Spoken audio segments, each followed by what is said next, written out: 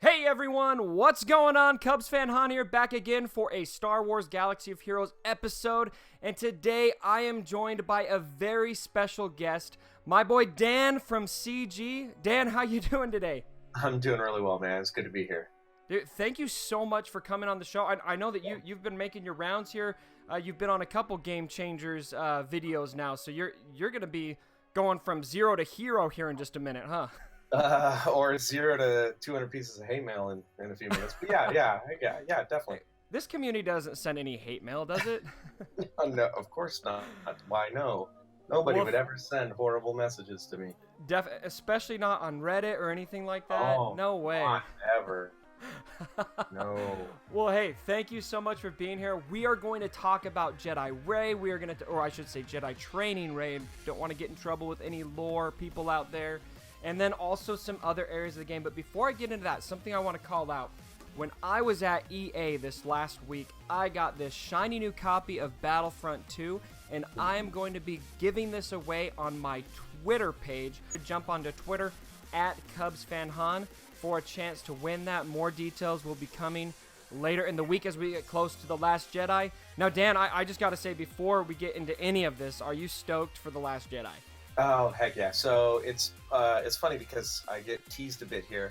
I am a junkie in the sense that I will not watch. I haven't seen any trailers. I don't look at posters. I am a hardcore blackout. It has been really tough to work on a lot of the characters because I know what's going on with a lot of the characters, but I've managed to avoid story spoilers. So I don't actually know what's going on. I haven't seen a single trailer. I just know some character names and some certain character stuff, and I've just blacked myself out on as much as I can. I gotta say, my hat is off to you. My stamina is not that good. I don't have the patience. Well, I hate trailers. I think trailers are modern trailers are terrible. So I don't. If I'm interested in a movie, I will not watch a trailer. They can be misleading, definitely. And I mean, I don't know if you didn't watch the Rogue One trailers, I'm guessing. Nope. But there was a bunch of stuff in those Rogue One trailers that never even happened in the movie. I watched them after the fact when kind of the controversy came out. I then watched them after the fact. I was like, oh, this is not the movie. This is not the movie I saw. Yeah, exactly. Well, hey, let's get started here then, Dan. Now, just to get this kicked off, can you tell us a little bit about yourself and what you do at EA, kind of what your role is? Sure. I am the live operations lead game designer, so I oversee all of the content that comes out of the game, basically. Characters, events, balance, just all sorts of good stuff. So, yeah. Everything we love to talk about, pretty much. Yeah. Yes, yeah. It's probably my fault.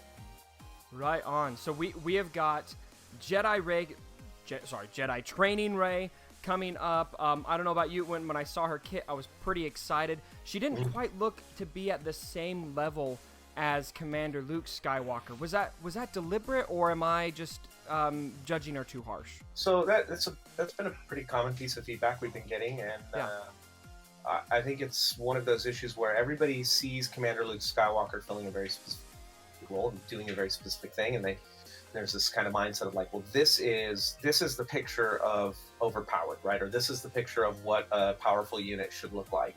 And it's true, we did bring Commander Luke Skywalker kind of to the edges of the power creep that we want to see in the game, right? Anything beyond him, and we feel like it just degrades the game in a negative way, at least for now. But there are many ways to achieve the same level or a similar level of power without actually, basically just duplicating Luke, and we didn't want to duplicate Luke. The straight fact is that she in an appropriate party will beat Commander Luke. She is easily the strongest and most reliable defending character that we've ever released, and has the most what's the word I'm looking for? She's the most effective when used by the AI in the game at this point. And that was actually one of my first takeaways when I saw it, was because my big question was, I've got a Zeta Finn resistance team. I love using them, and I wanted them to be more arena viable. And when you look at her leader, I'm a bit sad because I think it does kind of take Finn into the back seat for the Oh, leader absolutely. ability. That was actually a conscious decision on our part to dethrone Finn, remove Finn from the leader position. I believe you. It was one of those instances where, with Finn, expose is not as reliable. It's more like spikes of expose. With Rey, it's a little bit more consistent, a little bit more level. Mm-hmm. And we really wanted to put players in a position where they looked at their party and they said, "Man, I have this Zeta Finn. I also have this Jedi Training Rey. Oh," and ultimately we wanted them to go with Jedi Training Rey. And it's not to diminish Finn at all. But I see Finn as a stepping stone to, Jedi Training Rey, like filling a void. So you can, if you're like, oh, I don't quite have Jedi Training Rey, well, Resistance is still good with Finn. You can still use that for a long, long time. Right. And you use it to acquire Rey. It's kind of like graduating. It's just kind of like upgrading. So putting our big boy pants on now for the Resistance. Basically. We're getting serious. Yeah. Well, cool. I'm excited to see her. I hope I can get her. I mean, I've got about 100 Chewie shards to go, so fingers crossed there for me. Now, you mentioned the power creep, and I think that's a really, really hot subject right now, and it's I think a lot of people are concerned about that with Rey coming up because it's only our second Hero's Journey event. So when you think about the power creep and you're making a character that has as much emphasis as Rey, I mean, in this game's history, this is the character that's had the second most emphasis, at least in caliber of event, in my opinion, because there's only been one other character that needs 5 7-star characters to unlock. It's Commander Luke. This is only our second example of that. So when you look at a character like that, how much are you guys thinking about that power creep, and how do you balance that with, I want to make her good enough and not messing with the power creep, but also not crappy enough that people are like, why do I even want this? Well, that's a good question, because the whole game is all the characters in the game rest inside the power curve, right? Like, it's inevitable that the longer we go, the further that curve is going to be pushed out or pulled in if we do it, wrong. And that's just normal. You see it in many, many games. Sure. One of the goals was, like I said in kind of the beginning here, is we didn't want to recreate Commander Luke Skywalker, and we didn't want to create Rey in a way where people were like, oh, it's just a Commander Luke clone, or it's just another iteration of Commander Luke and just better. Like we didn't want to fill the shoes that CLS fills effectively. Right. The main goal here was to say, in all of this and all of the stuff that we think about with characters and where we're going with them, is how do we a certain amount of power in the game, but do it through different paths, right? We don't have to do it down the same path every single time. And so that's really what we're looking at here. And that's that we were able to bring Rey up to a place where she didn't. I'll put it this way: we didn't want a situation where you built a party and the party was Rey, Jedi Training Rey, Commander Luke Skywalker, and then fill in the blank. And then she was just, you looked at the meta, and the top 20 meta is basically like CLS Rey, CLS Rey, CLS Rey, CLS Rey. We didn't want. That's what I was thinking it was going to end up being. Look, I'm sure somebody's going to come up with some combination. It's going to be like Rex and Rey and CLS. Oh, gosh. And be like, I'm going to slam my head in the door and call it a day. I've been doing that with Rex for a year now. Try to say, yeah. The goal here is to try to get her to be in as many diverse parties as possible, and also we kind of focused her very heavily. She's maybe not as fluid as Commander Luke is, where he can just kind of be put into a lot of different spots. So there were some decisions made around it, but I think overall we're pretty happy right now where she is. Awesome. Well, I'm excited to get my hands on her and actually test her out. I'm really excited about the event in particular. Out of all of the events that you guys have ever done, the Commander Luke Skywalker event was the one where I was just like a little fanboy bouncing up and down on my seat, especially for that old Ben scene. I was like, oh, I'm going to have to die. This is so cool.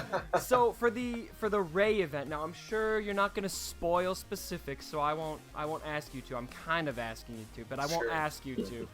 But what are some of your, I guess, what could you comment on for the event? Are you guys excited about it? Any teasers you can give us? Oh, yeah. I mean, it's interesting. When we did the Luke event, which man, I don't know. That's one of those events I don't think we're ever really going to be able to top as far as just sheer coolness. I mean, that's a moment. So It was cool. yeah, and here's the thing: it's the first time in the game where we ever did something like that, and you have this Right. you have this really iconic moment. It's 40 years old, Yeah. and so you have this 40-year-old moment that people have grown up on, Mm-hmm. and you come to this point in the game, you've never seen anything like it before, you don't expect anything like it, and all of a sudden this happens. Like, I don't know how you top that. I don't think that there's anything. Rey's a great character in the film, and I think she's a wonderful handoff for the next generation of Star Wars. I think handing off that Star Wars throne to the next generation was always in peril, and it was going to be like, could have been a crummy character and it could have been done poorly. But I genuinely think Daisy Ridley and her character Rey are just really right on point. So, Yeah. but she hasn't had the time to bake in people's imaginations and nostalgia, and there's not really an iconic moment, much like the old Ben sacrifice. But I think we've translated it very well. I'm pretty excited about it. It's kind of tough when you don't have that iconic old Ben moment. Well, I'm personally calling your shot. I think we're gonna have a scene where veteran Han has to go onto the bridge with Kylo Ren, and you have to die just like. I can safely say that is not part No. of. Yeah, I know, because it's not Rey in the sense of. So in the difference. Well, it between affects Rey, right? Yeah, I know, it kind of spurs the big fight. Sure, it does, but not in the same way that old Ben and Vader do. Because remember, old Ben is doing it to buy time, and he's sacrificing himself to directly save the rebels so they can get off the Death Star and get to Whereas safety. Rey is just casually observing. Right, she's casually On a observing a stroll. situation that is between Kylo and Han Solo. Not spoilers if you haven't seen it by now. Sorry. I don't feel bad. It's 2 years old. Yeah, well, still, man. That moment is about Han Solo and Kylo. Right. It has literally, Rey is simply an observer. It has, the only thing it has is an effect on her, but it is not the same. Han is not sacrificing to save them or to delay them. He's doing it out of a love for his son. Interesting. Well, that's all right. So, well, at least give me this.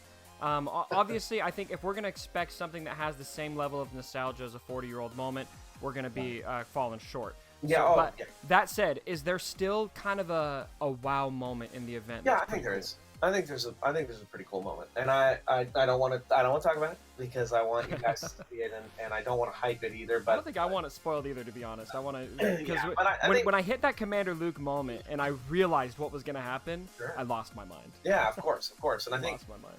this is one of those things that ultimately, regardless if it never achieves the CLS moment, because like I said, that's a 40-year-old moment, I still think it's what we built in the little journey that's there. I'm really proud of it. It's really well done. Yeah, it's Cool. really well done.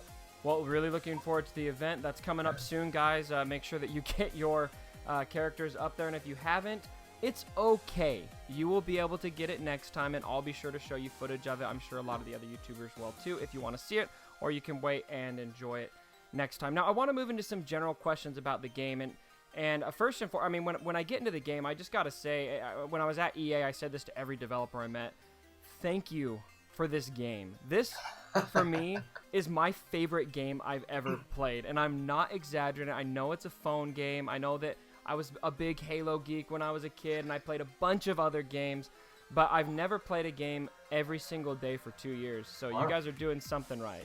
Well, I appreciate that. I mean, it's look, this is one of the Star Wars is such an emotional thing to so many people, Yes. and it's a very serious thing to so many people, and you know, we've got plenty of people who think we're doing it wrong or it's not what they wanted, and I fully understand that. I fully every post or comment where I can see people are very emotionally upset or frustrated with things that we've done, or they don't think it's the game that they had in their mind or whatever. Like, I get it because I'm a Star Wars fan myself, and it's always an interesting thing being in a position where you're making something that you yourself very much love, but you don't own it. I'm not Lucas. I'm not Disney. I don't own. This is not my IP. This is not, something that we have control over. And so there's a sense of like trying to make as many people as you can happy and feel a sense of enjoyment. And so when I hear people say that they really enjoyed it, it delights everybody here, because there's nobody here that's not in love with what we're doing and not in love with Star Wars. Like, it's just, we want to do this, and it sucks we can't make everybody happy, and it sucks we can't get everything right all the time, but the level of commitment here is this is one of the best jobs I've ever worked, and it's one of the best teams I've ever worked with, and I'm humbled to be a part of something that I loved as a kid and as an adult, and it's just really cool to hear that. So all of us here appreciate that. Well, that's kind of a good opportunity to share a story. I've been looking for a way to share this story, but when I was at EA, one of the developers in particular that I was able to meet, I said the same thing to him. I said, "Hey, thank you for this game," and in his eyes lit up, and he said, "It's great, isn't it? It's so great." And I just saw this like boy, this like 5-year-old kid that was super excited about this thing. Yeah. And it really impressed me. And I think I'm glad you called out, like, it's hard to please everyone. And I'm somebody who's on Reddit a lot, and there can be a lot of negativity and what have you. And I get it too, because we're all passionate about this game. We invest a lot of time in it. Yeah, it's a game, and look, people, especially on Reddit, it doesn't bother me that people vent. Like, you can vent. However, if it makes you feel good that you want to call me all sorts of names or whatever, like, honestly, legit, it doesn't faze me. Not because I don't care. I actually genuinely do care, and of course, I am always bummed when somebody's like, "Oh, you guys," but at the same time, we do read everything. I do read the forums. I do read Reddit. We have great community managers who keep us also informed of the pulse of what's going on. I'd like to think that over the last 2 years, and look, people who are not happy about it, well, there's nothing I can say to placate that. And so the reality is that we do take in feedback. It's not always as immediate as people would like. It's not always as directed as people would like, but we do make changes. I think that's exemplified by the fact that we're making some changes to dark side territory battles that are going to be coming up, and that we're changing some platoon missions to make them more reasonable. So there's just that's good to hear. Yeah, and so it's just a process of here's what we're doing, and here's where we're going, and here's the resources that we have, and we just kind of go down the list and say, like, okay, this thing is really big. It's causing X number of people to have frustration or a problem. Like, that has to be addressed, because this other thing that maybe it seems like a lot of people are complaining about it on the forums, but then behavior shows that it's not. Like, we can't get to that one yet because it's just not as pressing, and it's not showing a negative impact as aggressively. And so it's just, we have a list, we move down it, we do what we can, and just got to keep moving forward. All right, so a few closing questions here. First and foremost, what is your favorite part of Star Wars Galaxy of Heroes from a player standpoint? I'm guessing you play the game. Oh yeah, I play the game quite a bit. I've actually deleted my account and started over. I've played both as like a free-to-play player. I've played as a whale. I've put a lot of time into the game, and I try to play from as many different aspects as possible, so that I know. Because here's the thing: if there's ever points where I'm getting frustrated and want to throw the phone down, I want to make sure I can catch those and get those fixed as well. But my favorite. So you're gonna get rid of Barris then? Is that what you just said? Because that's when you want to throw your phone down, bro. Immunity. Good night, Barris. So yes. Favorite part of the game. I'm actually not a very social person, so I don't personally really participate in guild stuff. I do because I want to know what everybody's going through, and I want to do that. But in gaming in general, I'm not really a social person because I'm so inconsistent in my play behaviors. So I actually enjoy Galactic War.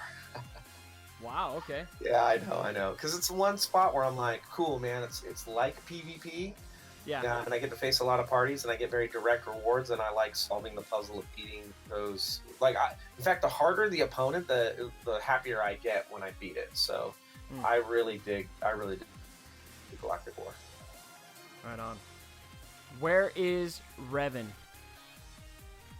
Oh, hasn't she been dead for like 3,000 years? Oh, what I mean. Sorry, he. I played her as a she in so yeah, isn't he dead? Yeah. Yes, I believe he is dead. Has been dead for like 3,000 years. You can make him alive. Right. In-game. You know what? That is possible, but as far as I know, Revan is dead at this point. Oh. We'll see. Well, we'll see what happens. From the Star Wars Galaxy Heroes community to you, we will lose our minds when/if that comes. So I am really hoping. Look, I don't know, man. All I know is there's a lot of characters. A lot of people want a lot of different characters. There is big universe. Yeah, it's a big universe. Yeah, exactly. It's a big universe, and that's what makes it super cool. How much info do you guys get from Lucasfilm about the Star Wars movies before they come out to help you make characters and develop characters, or is it kind of like a shoot in the dark? We get enough info to accurately make and deploy characters. They're very helpful to us. They're a very wonderful partner. Good. All right.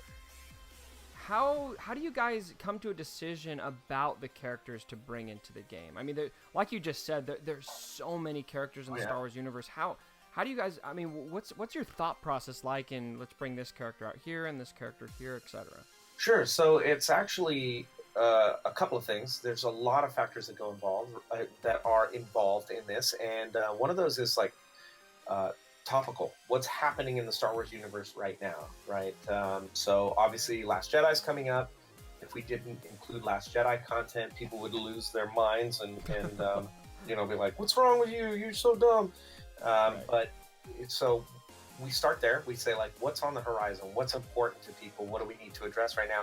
And then from there, a lot of times it's, what does the game need right now? Where are we content-wise? What do we want to build? Are there cool themes that we want to build around? Are there things that we, are lacking in the game, and how can we address the things that are lacking in the game? Or we'll look at something and go like, wow, X is doing way better than we thought, and everybody's picking this up, and we need to address it, so let's put this into the game. And I think Night Sisters are a great example of that. We knew awesome rework, by the way. Yeah, we knew nailed it.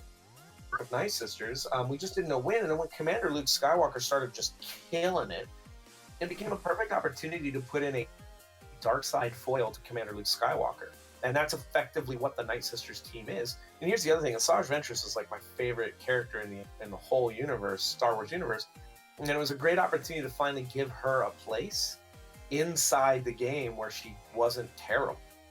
So I mean, it just comes from all sorts of things, and then sometimes it's just the point where somebody goes like, it'd be really awesome if we put in the game. And it would be awesome if we would put Revan in the game. And then I go, no, we're never putting Revan in the game. It's never going to happen. And then I delete that character from this. No. Don't do that. 1,000 or 1,000,000 souls just cried out.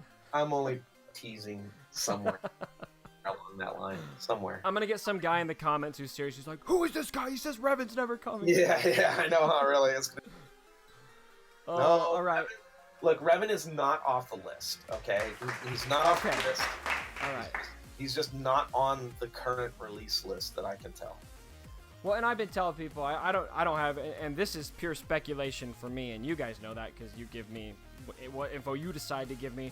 But it just makes sense that we're going to be seeing pretty much 100% Last Jedi focus right now. So if we want somebody from not Last Jedi, it's probably not going to happen for at least a while. I would say, like, yeah, we're gonna see some Last Jedi content, but even like we did around the TFA and Rogue One, we try not to make it 100% about what is happening topically. We do try to mix other things in there because look, we have a broad range of fans and there's a lot of stuff we need to do. But yeah, we're gonna see it's gonna be TLJ focused for a little while, but it's not stopping us from the other things we have coming down the pipe. I'm going to put my Jim Carrey hat on and say, so you're telling me there's a chance? There's a chance, baby. Just not right now. Okay. All right, so it sounds like you're really involved in like design development, that kind of thing with the game. Can you think of something that is this is you in the game, this is something you came up with or you designed that you are the most proud of? Well, probably... Well, so I'm directly responsible for all of the tuning in the game, and I'm pretty proud of how light side territory battles tuning went out. Dark side, we were a little overwhelmed. We got it a little wrong there. No bigs. We're gonna get that fixed. But Palpatine, Cool. I think the Palpatine event was my first real start to finish, own it, build it, tune it, Cool. fix it up, and then also all of the Stage 9 content as well. I really enjoyed putting out really difficult content for people to kind of, burn through. I dig that. I dig making things difficult for people to burn through at that upper level, give them a challenge. You're sitting up there going, No, it's not evil like that, but I mean, there are things that I very specifically designed against, right? I think about different parties, and I go, who are people farming and who are they investing time and effort into, and then how can I make that worth it by creating this puzzle that they need to solve using X and Y. Part of the puzzle is figuring out to use X and Y, and then it's making sure it's in the right place to actually defeat that content. So. moving on, I've got two more questions. First question of the two. How important do you feel the lore is to a character design? For example, a character is super powerful in the Star Wars universe. How important is it then for it to be super powerful, and then vice versa? Yeah, absolutely. It's 100% important. And, and I know what people are immediately going to say. Well, what about Mace Windu? You're right. Mace Windu is not living up to his lore. I fully agree. I understand that. He may eventually go through a character pass, and he's on the list for a pass. But it's very important. Yeah, it's very important. We make sure that every character that we get, we go through and we just consume every bit of the lore that is canon and available to us. We will be very diligent, and from there it informs how we determine their abilities. It determines how we build their animations. It determines how they look, everything. So it's extraordinarily important to us. Awesome. Well, Dan, thank you so much for coming on the channel. I think this is really awesome for you to do, to face all of us crazy game changers and take our questions rapid fire. I'm sure that's been pretty fun for you to do. Any closing thoughts? Any, I guess, advice or anything you want to say to players in the game right now? Like I said, I'm just really excited that people want to know about this stuff, and by all means, continue to leave your feedback. We do read it. I'm sorry that it's not as we can't address it as rapidly as everybody would hope we can, but it isn't lost. Even the stuff that you go back to, like older stuff about like what I was saying about Mace Windu. Like we know, and we're definitely moving towards it. It's just a matter of prioritization in a way that keeps the game fresh, keeps new players coming in and engaged. It keeps old players excited and engaged, and it helps those middling players continue to want to move forward through the content, so they can get to become an elder player. So, we hear it, we know it. I have a list, and we just chip away at it the best we can. Awesome. Thanks so much, Dan. And as always, don't forget my dead body. Sorry about the mess.